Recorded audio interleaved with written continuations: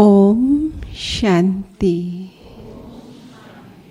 तो आज हमारे बीच में ज्ञान सरोवर से उड़ता हुआ एक फरिश्ता पहुंचा है।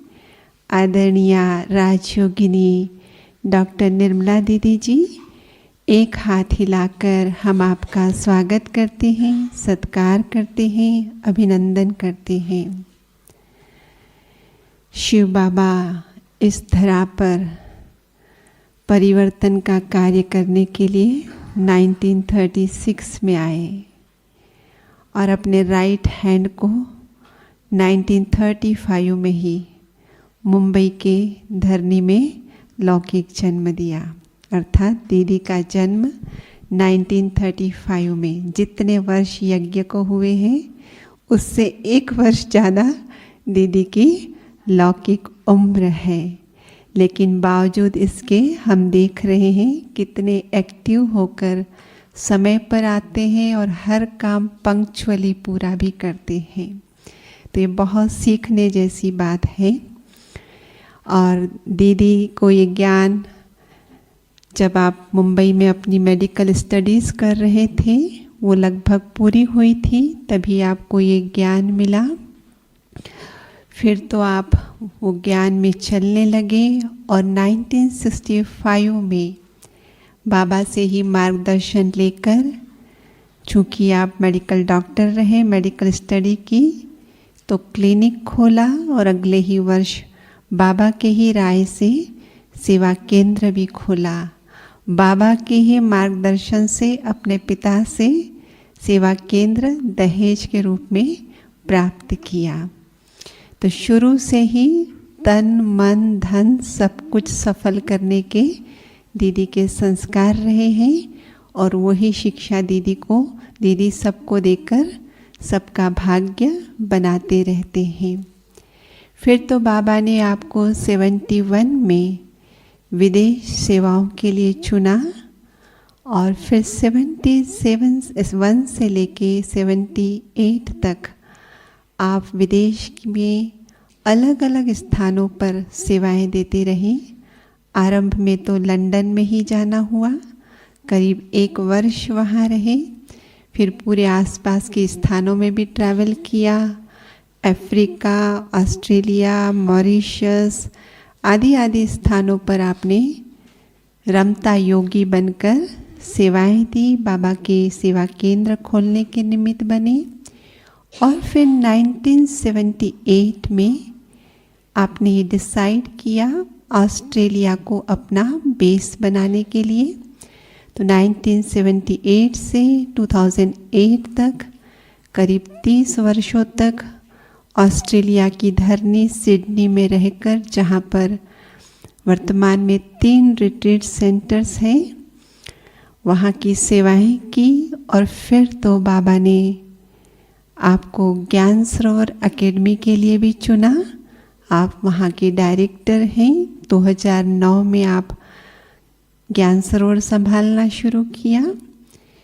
तो यूँ कह सकते हैं दीदी के कंधों पर देश और विदेश दोनों ही धरनी की जिम्मेवारी है। ज्ञान सरोवर के डायरेक्टर और ऑस्ट्रल एशिया पैसिफिक रीजन के भी आप रीजनल कोऑर्डिनेटर है।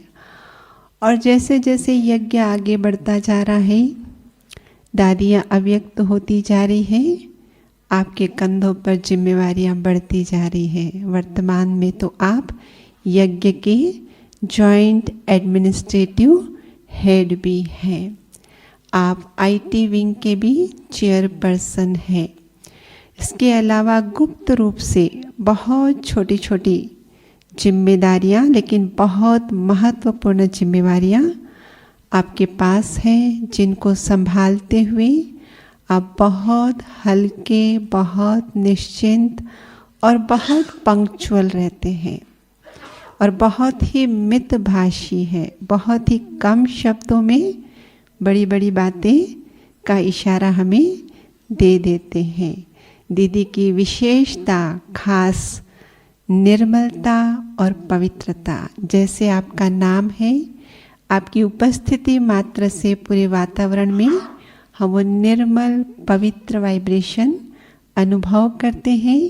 इतना ही नहीं, बाबा ने आपकी इस विशेषता के कारण एक सुंदर टाइटल दिया, जानते हैं आप सभी? निर्मल आश्रम। बाबा दीदी को कहते थे निर्मल आश्रम।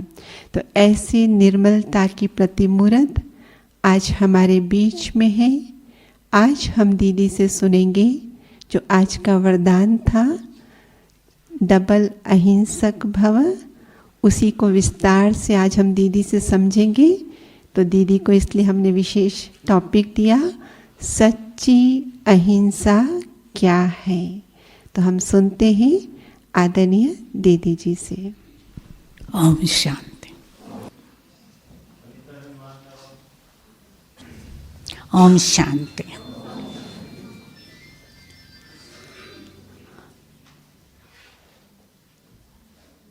कहते हैं अहिंसा परमो धर्म।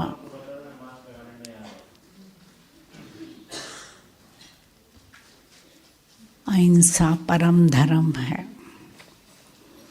और हम हैं डबल अहिंसक। दुनिया में आज हम देख रहे हैं हिंसा बढ़ती जाती है। गुस्सा आया, मारी चपाट। माँ बाप बच्चों को और पति पत्नी को। कोई कोई पत्नी पति को मारती है, पर ज़्यादातर पति पत्नी को। सिर्फ यहाँ नहीं, विदेश में भी हम कहते हैं वाइफ बैशिंग, वाइफ को पीटो, वो कॉमन है। और आजकल तो क्या है, ये पैंडेमिक के कारण क्या होता है, घर में बैठे हैं ना, तो कहते हैं ना, नवरो नखो द्वाड़े। जिसको काम नहीं है ना, वो मारपीट करने का काम करते हैं। और सब अपने हाथ में लॉ ले लेते हैं। आज किसी का एक्सीडेंट हुआ रास्ते में, कोई मर गया, इवन जानवर मर गया, तो भी जिसने एक्सीडेंट किया उसका बेहाल हो जाता है। आसपास के लोग लाठी लाकर आके पिटाई कर देते हैं। तो देखा गया है कि स्मृति, दृष्टि, वृत्ति, कर्तव्य सब गड़बड़ हो गए हैं। तो बाबा क्या कराते हैं, पहले तो हमारी स्मृति बदलते। तुम दे नहीं हो, देही हो। फिर वृत्ति बदलती है और कर्तव्य भी बदलते हैं।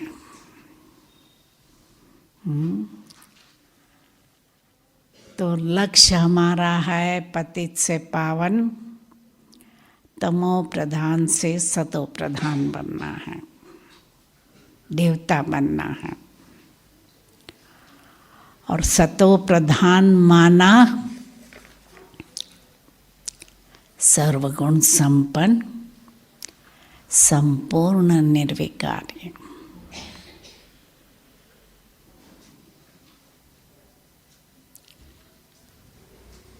तो हमारे पास 36 गुणों की लिस्ट है या 38 गुणों की लिस्ट है। तो देखना है कि हमारे में वो सर्वगुण है, और वो भी 100% चाहिए ना। यदि हमें विश्व का मालिक बनना है तो वो 100% चाहिए।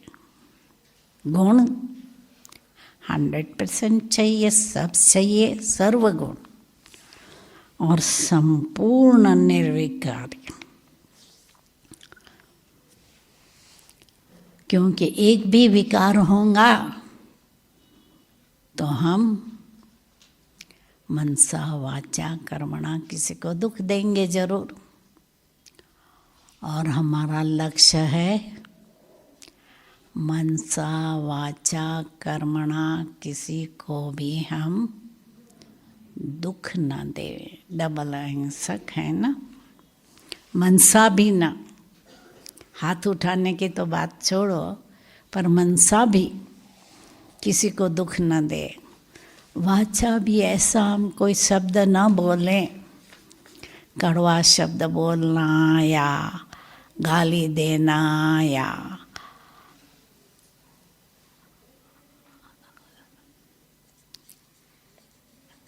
किसी की इच्छा को ऐसे ठुकरा देना, किसी को ठुकरा देना,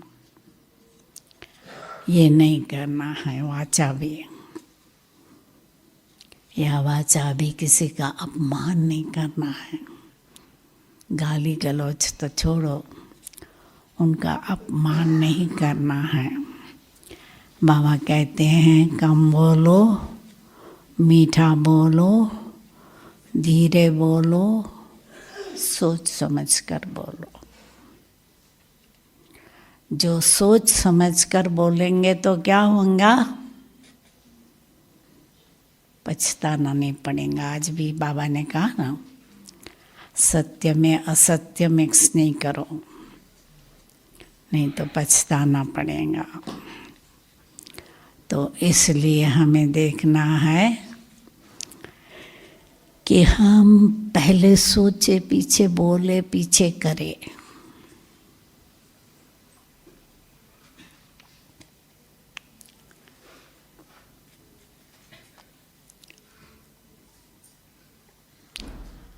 तो हमारा अनादि और आदि संस्कार सतो प्रधान है। जब हम परमधाम में थे सतो प्रधान थे, जब हम सतयुग में आए आदि में सतो प्रधान थे। फिर धीरे धीरे धीरे जैसे उतरती कला होती गई, सतो प्रधान से सतो बने, सतो से रजो, रजो से तमो बने। अब हम फिर से सतो प्रधान बनना। सतो प्रधान बनने के लिए क्या करना चाहिए, बाबा की याद। याद के द्वारा हमें शक्ति मिलेंगे, उस शक्ति द्वारा हम अपने विकारों के ऊपर विजय पा सकेंगे।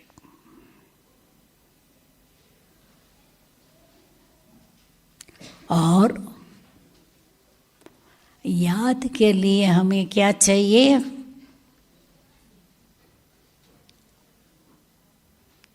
वैराग्य। इस पुरानी दुनिया से वैराग्य, किसी में इंटरेस्ट ना हो। वैराग्य है तो त्याग सहज है, और त्याग है तो तपस्या है। आप लोग यहाँ तपस्या करने आए हो,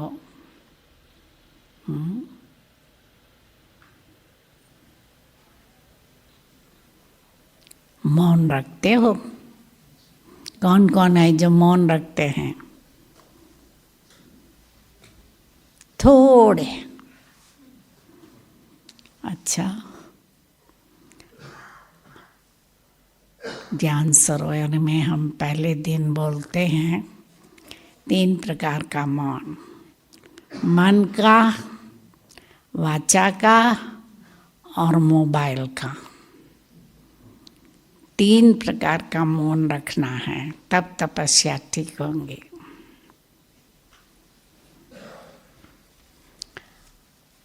तो इसलिए एक तो मौन रखना है, और जितना हमको ये बुद्धि में क्लियर है कल बाबा हमको क्या देने वाला है?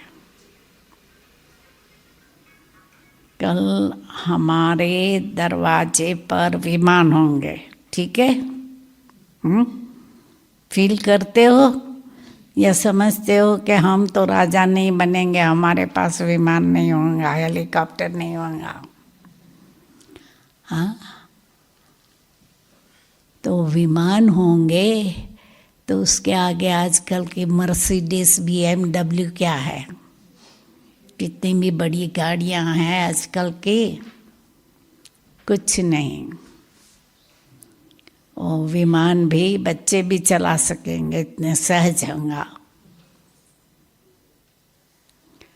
और लक्ष्मी नारायण का ड्रेस देखा है ना? कितना खूबसूरत ड्रेस है, और रोज बदलते रहते हैं, रोज नया ड्रेस। और अलंकार देखो कितने हैं। तो आजकल की साड़ियाँ या ड्रेस क्या है उसके भेंट में? तो जब ये बुद्धि में है, कल जाकर हम वहाँ ऐसा सब कुछ 36 प्रकार का भोजन होगा।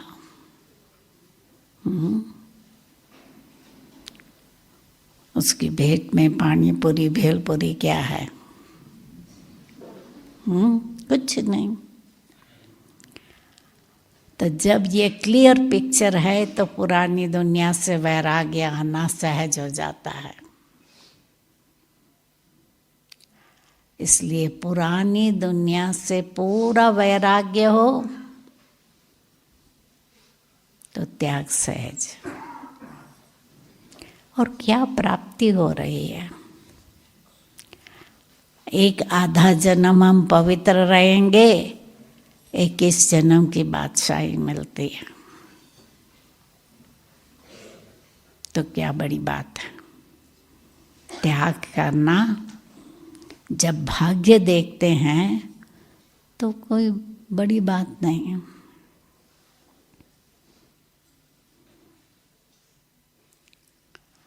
तो संपूर्ण पवित्रता धारण करनी है, विकार का अंश मात्र भी ना रहे, ये देखना है।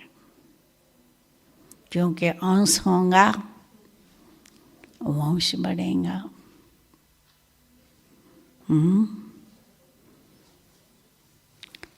तो सबसे पहला विकार है देहभान।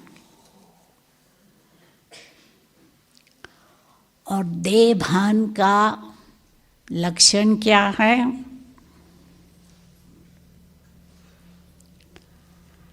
अपने देह तरफ नजर करते रहेंगे। मैं कैसे देखती हूँ? आईने में 15-20 बारी देखेंगे। बाल तो ठीक है,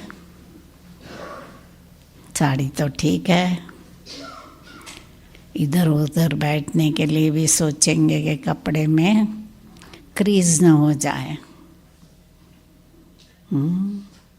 और सबके कपड़े देखेंगे, इसने क्या पहना है, उसने क्या पहना है, इसके बाल कैसे बने हैं, उसके बाल कैसे बने हैं। यहाँ तो सबके काले बाल है, वहाँ तो विदेश में तो रंग बेरंगे बाल बनाते हैं। तो बाल देखेंगे, यहाँ फिर क्या देखेंगे? हैंडबैग कैसी है, चप्पल कैसे है, तिलक कैसा है। तो बाह्यमुखी होते हैं न, देहभान है बाह्यमुखी, बाहर का शो देखेंगे। किसी के घर में भी जाएंगे, क्या फर्नीचर है, क्या डेकोरेशन है, पेंटिंग कैसे है, टाइल्स कैसी है, आदि आदि। और देहभान वाले औरों को अपने हाल चाल चलन बोल नखरे से इम्प्रेस करने की कोशिश करेंगे। एक्टर एक्ट्रेस को या अपना जो हीरो हीरोइन है उसको फॉलो करेंगे। जो क्रिकेट के शौकीन हैं वो क्रिकेटर जैसे बाल बनाएंगे, जो एक्टर्स के शौकीन हैं वो उसके जैसे बोल चाल करेंगे। और हंसी मजाक उड़ाना ये भी देवभान की निशानी है।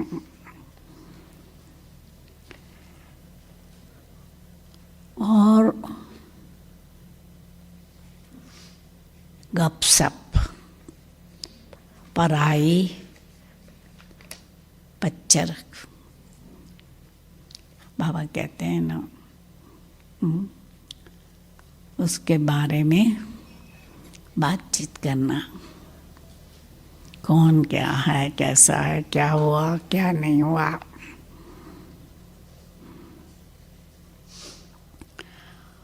और अपने पर जैसे तरस आता है उनको, मुझे कोई नहीं पूछता, फलाने का देखो, सब चांस उसको देते हैं, मुझे कोई नहीं देता। मेरी माँ है, मेरे भाई से प्यार करती है, उसको सब कुछ देती है, मेरे से तो सिर्फ काम करवाती है। तो अपने ऊपर दया आती है उसको और नर्वस हो जाते हैं। देवभान वाले वीआईपी के सामने जाना होता है या भाषण करना होता है तो नर्वस हो जाते हैं। और समय, शक्ति, धन बर्बाद करते हैं।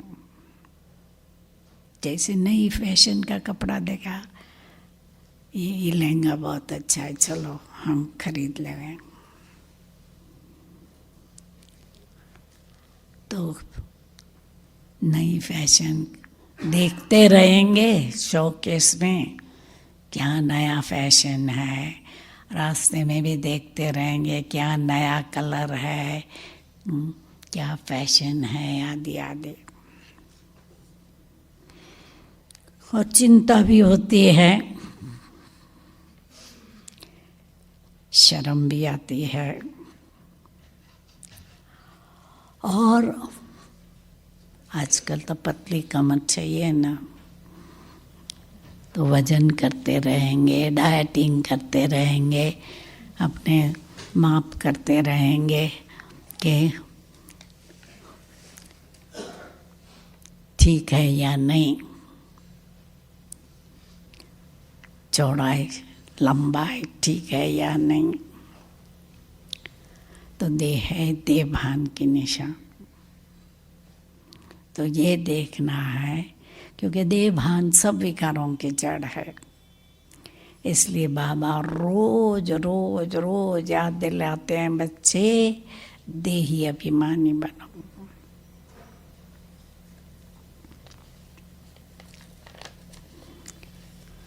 दूसरा विकार मैं कहूँगी,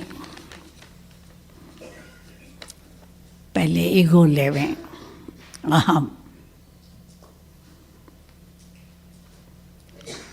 मैं, तो वो क्या करेगा, अपनी बड़ाई करता रहेगा।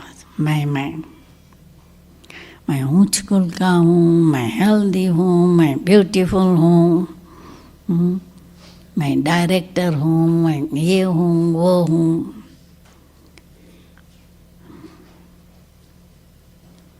और जिसमें अभिमान है वो दूसरों का अपमान जल्दी करेगा।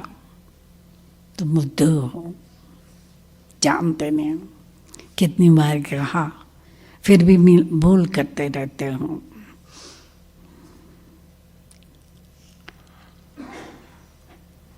और अपने को जरा भी नीचा दिखाएगा नहीं, अंदर कितना भी दुखी होगा बाहर से हंसता रहेगा। अंदर नर्वस होगा, बाहर से हंसता रहेगा। और नाजुक स्वभाव, जल्दी दुख हो जाता है। रिस्पेक्ट चाहता है, रिस्पेक्ट नहीं मिलता तो दुखी होता है। और मैं जो कहता हूँ वो ठीक है, उसी अनुसार चलना है सबको। बॉसी,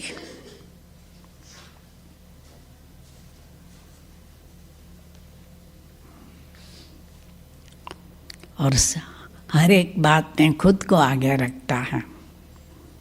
मैं जैसा भाषण करता हूँ कोई नहीं कर सकता, मैं यूँ करूँगा। तो दूसरों को चांस नहीं देता। तो बाबा कहते हैं नम्रता रखो। बाबा खुद कहता है मैं आपका ओबीडियंट सर्वेंट हूँ। टीचर्स को भी कहते हैं, टीचर्स अपने को टीचर्स नहीं समझो, सेवादारी समझो। तो जितना नम्र बनेंगे, जितने गुणवान होंगे उतने नम्र बनेंगे। जैसे झाड़ में जितने फल ज़्यादा है, ब्रांचेस झुकती है, इसी रीत से जितना गुणवान होगा झुकेगा।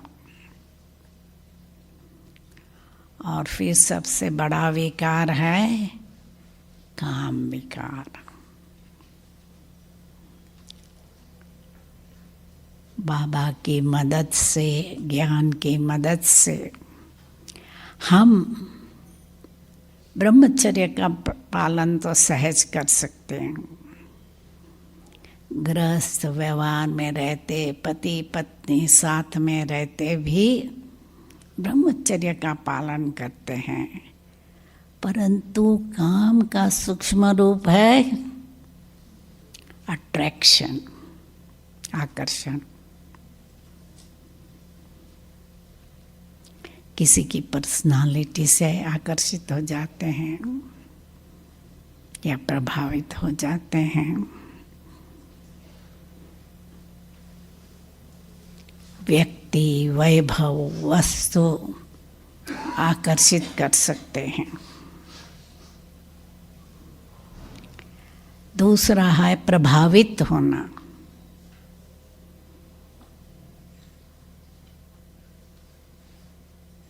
अच्छा मकान देखा, वाह ये तो बहुत अच्छा है। अच्छी कार देखी, वाह ये तो बहुत अच्छी है। तो वह बोलते क्या होता है, आंखें बड़ी हो जाती है।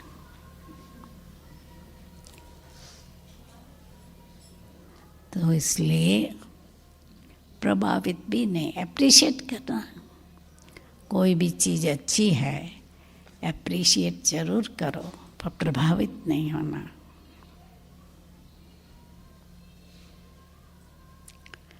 इच्छा ना हो, ये भी कामना कि ये अच्छा है, चलो मेरे पास होना चाहिए।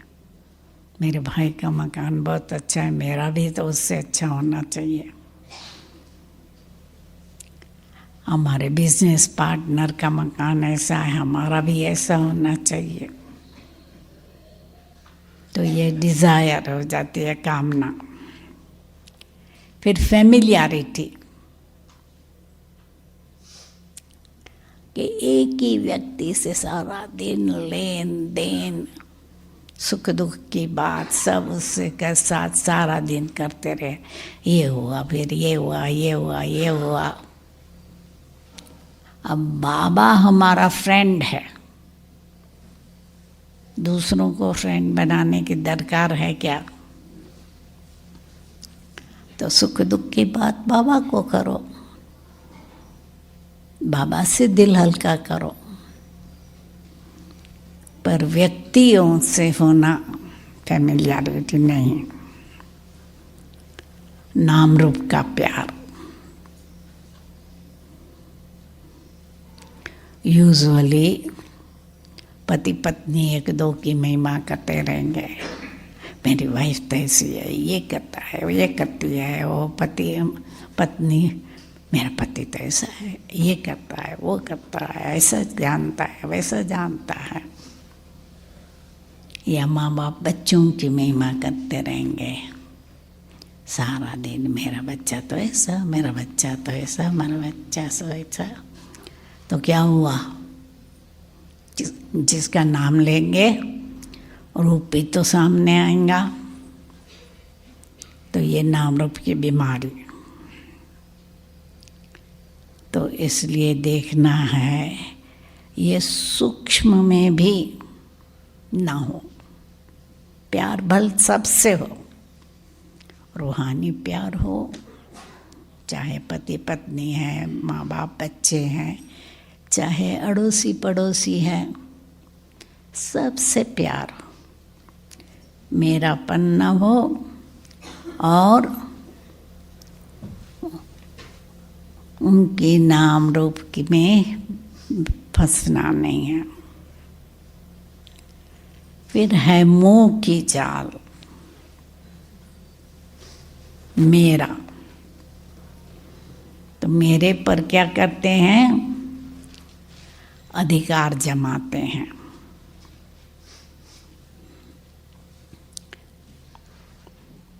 मेरा है, ये करना चाहिए। बच्चे के लिए भी कहेंगे यही पढ़ना है, डॉक्टर ही बनना है या इंजीनियर ही बनना है। वो बच्चा चाहता है कुछ और माँ बाप कहेंगे नहीं, ये ही करना है। और मेरा है तो ये करना है मेरे लिए।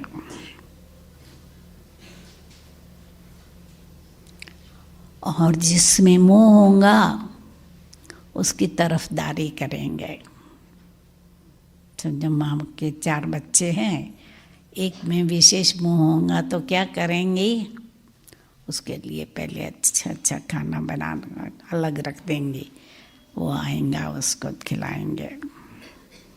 और टीचर बहन क्या करेंगे, जिसमें मोह होगा मोडले उसको देंगे, पहले उनको।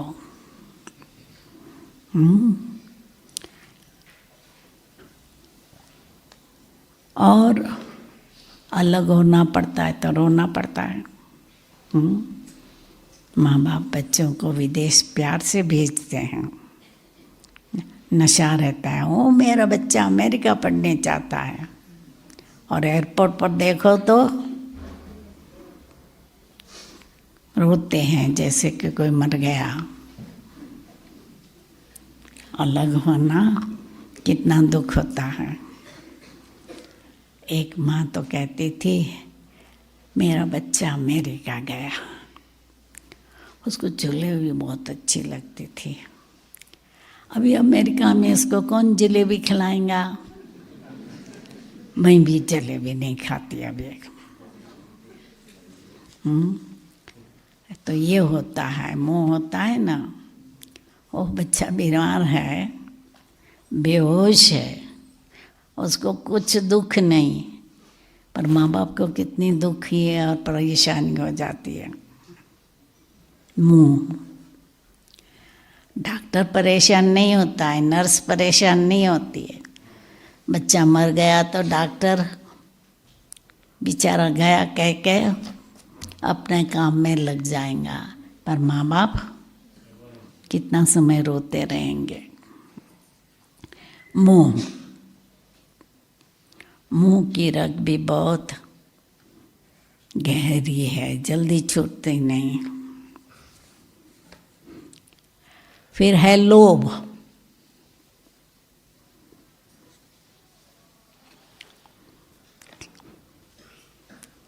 लोभी नर सदा असंतुष्ट।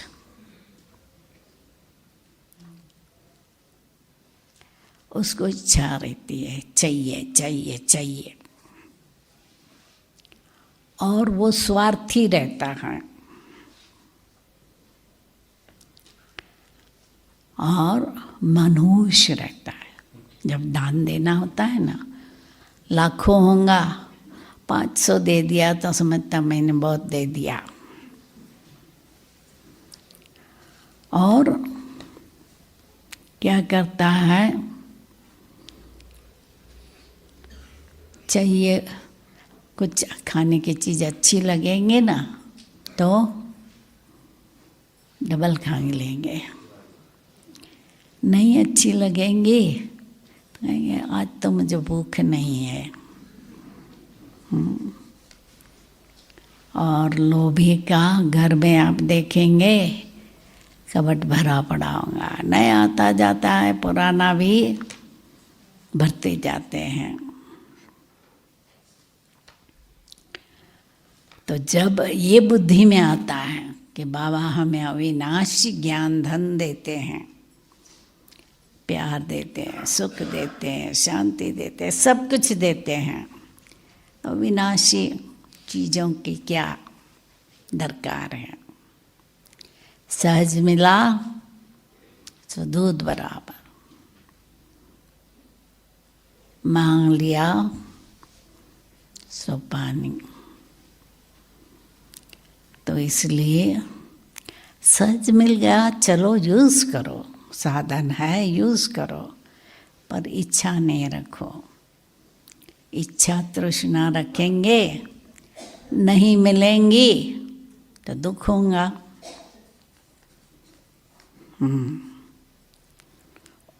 उसके बाद है गुस्सा, क्रोध। क्रोध मैं समझती सब में होगा।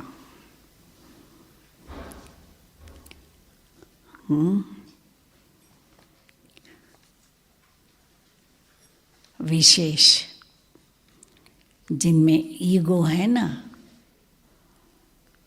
मैंने कहा तुमने किया क्यों नहीं, तो गुस्सा आ जाएगा। मैं बड़ा हूँ, मैंने ये आपको हुक्म किया, नहीं क्यों किया। तो जब अपेक्षा पूरी नहीं होती है तो गुस्सा आ जाता है। दूसरा, धीरज नहीं रहती तो गुस्सा आ जाता है, भाई इतने टाइम में होना चाहिए था, क्यों नहीं हुआ। खुद को भल बदलने में टाइम लगेगा, पर दूसरों को कहा है तुमने क्यों नहीं बदला। उसका हल्का रूप है चिड़चिड़ापन।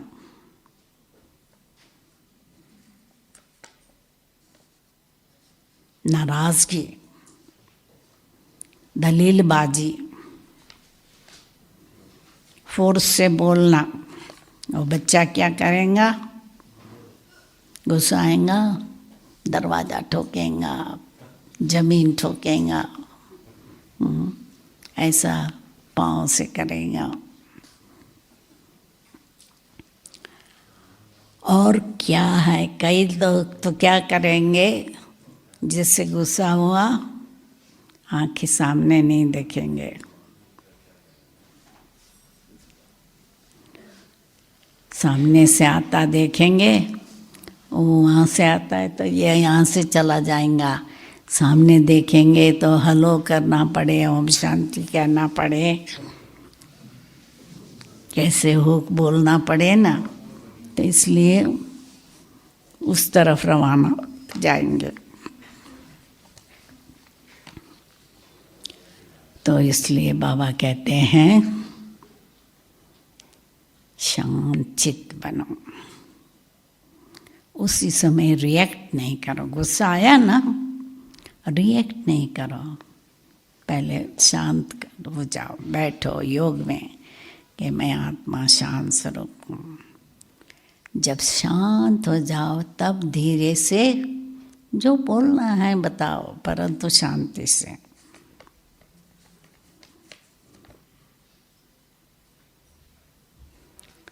तो याद द्वारा जितनी सहनशीलता, रूहानी प्रेम रखेंगे और धैर्य धारण करेंगे तो गुस्सा आने का सवाल नहीं है। जिससे प्रेम होता है उसको सहन कर लेते हैं, जैसे देखो आपके बच्चे हैं, चंचल होंगे और पड़ोसी के बच्चे के साथ झगड़ा करेगा, तो आप पड़ोसी की माँ, उसकी माँ आएंगे तो क्या कहेंगे, तुम्हारे बच्चे ने भी तो कुछ किया होगा तभी तो मेरे बच्चे ने किया ना, तो वो उसका पक्ष लेंगे। अच्छा, फिर है अलबेलापन।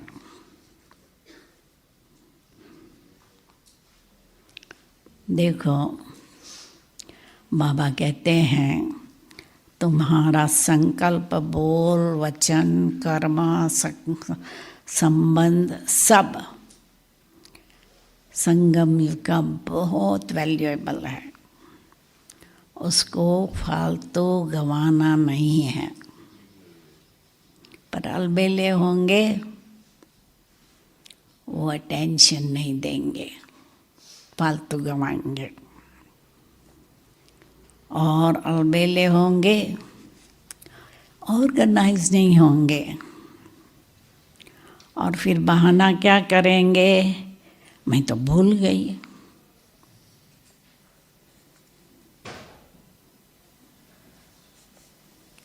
मैंने समझा के फलाना कर लेगा,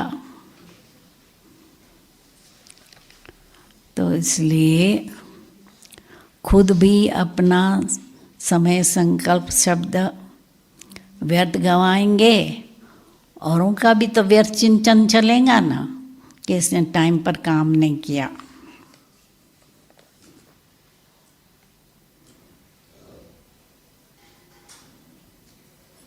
तो बाबा कहते हैं व्यर्थ नहीं गवाओ, नहीं तो समर्थ नहीं बनेंगे। तो इसलिए केयरफुल रहना है, संभलना है। जैसे अपनी वैल्यूएबल चीज़ हम क्या करते हैं, डबल लॉक में रखते हैं, तिजोरी में रखते हैं, बैंक में रखते हैं कि कोई हमारी चीज़ चोरी ना कर ले। तो ये तो बहुत हमारी अमूल्य चीज़ है। फिर है आलस्य।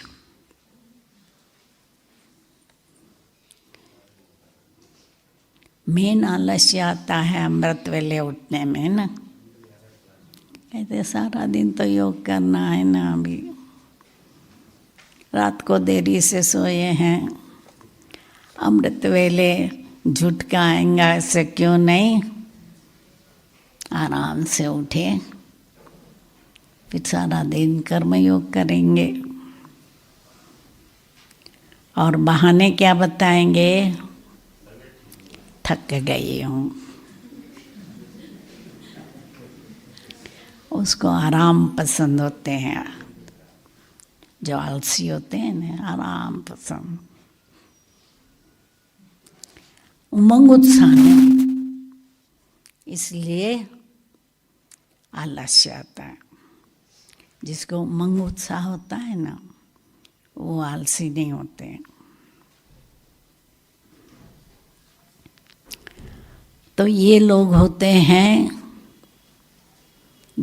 जिम्मेवारी नहीं लेते हैं।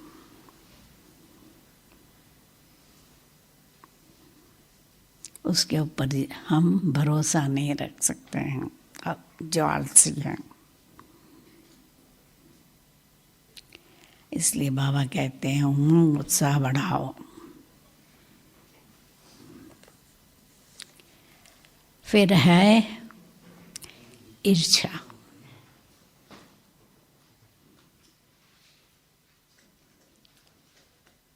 ईर्ष्या का कारण है सम्मान की कमी। जितना हम सम्मान में रहेंगे, ईर्ष्या नहीं रहेंगे। क्योंकि आजकल लोग क्या करते हैं, भेंट करते हैं।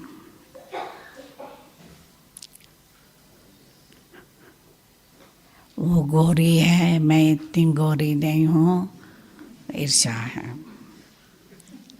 वो स्मार्ट है, मैं इतनी स्मार्ट नहीं हूँ, ईर्ष्या।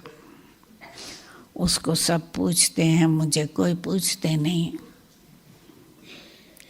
और कंपटीशन, जो हमारे से कंपटीशन में अच्छे हैं तो उनकी ईर्ष्या आती है, और अपने को सुरक्षित नहीं समझते हैं जो ईर्ष्या वाले हैं ना। बाबा कितने सम्मान के टाइटल देते हैं कि एक एक बच्चा मेरा विशेष है। अपनी विशेषता देखो और खुश रहो कि बाबा ने हमको चुना। आप विशेष नहीं होते तो बाबा ने चुना होता? बाबा ने आपको बच्चा बनाया, सजनी बनाया, फ्रेंड बनाया, कुछ तो विशेषता है। तो इसलिए सम्मान में रहने हो, नशे में रहो, जेलसी ना हो। और 10वां विकार है वैर भाव, नफरत भाव। बाबा कहते हैं बदला नहीं लो, बदल करके दिखाओ। जो वैर भाव वाले होते हैं बदला लेते हैं, तुमने ये किया है मैं जरूर दिखाऊंगा। और फिर हिंसक भी हो जाते हैं, मारपीट भी करते हैं, शब्दों से भी बोलते हैं। और जैसे हमने शुरू में बताया ना, कायदा अपने हाथ में लिया, तुमने ये किया, लाठी लेके 2-4 मित्र को बुला लिया, खूब पिटाई कर दी। और कोई इनकी महिमा करेगा दूसरों की, कहेगा तुमको क्या मालूम, मैं जानता हूँ ना इसमें ये है, ये है, ये है, ये है, उनके बुराई करेंगे। बाबा कहते हैं शुभ भावना रखो, मैत्री भावना रखो, प्यार की भावना रखो। यदि रूहानी प्यार भाव है, मैत्री भाव है, शुभ भावना है, तो वैर और नफरत हो सकती है क्या? तो इसलिए हमें अभी अपने आप पर ध्यान रखना है। जन्म जन्मांतर का पापों का बोझा खत्म करने का टाइम है। अभी पाप कर्म बढ़ाने का टाइम नहीं है। यदि हमारे में कोई भी हिंसक भाव होगा, विकार होगा, पाप बढ़ेगा, फिर याद नहीं रहेंगे ना। पाप का बोझा है, याद कैसे रहेंगे? याद नहीं रहेंगे। तो इसलिए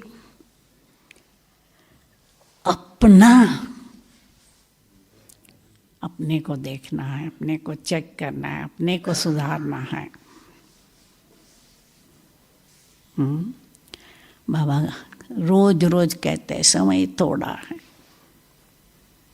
मैं आया, आज भी बाबा ने कहा मैं आया हूँ आपको पावन बनाकर घर ले जाने, मैं आया हूँ पढ़ाने। तुम्हारा काम है पढ़ना और पढ़ाना।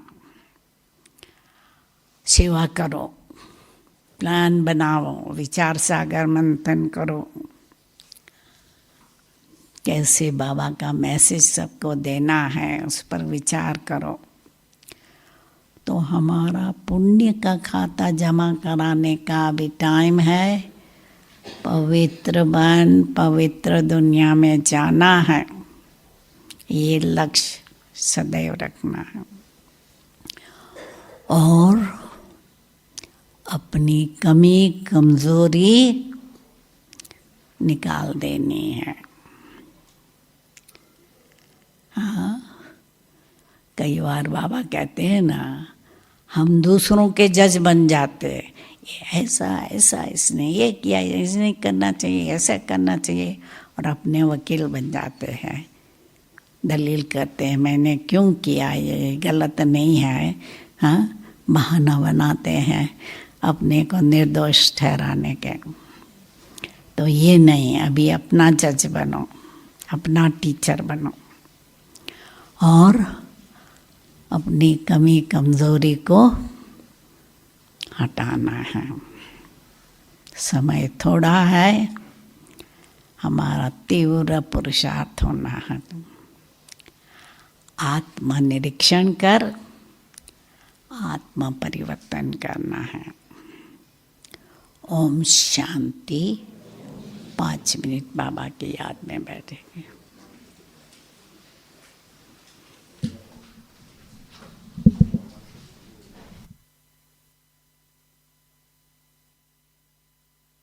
बाबा तुम कितने अच्छे हो, कितने अच्छे वरदानों से हमें सजाते हो, और उन वरदानों को हम सहज प्रैक्टिकल कैसे ला सके, उनका हमें अनुभवी रत्नों से स्पष्टीकरण देते हो, उनका सानिध्य देते हो, है ना। कितने अच्छे हैं बाबा और कितने अच्छे हमारे दीदी।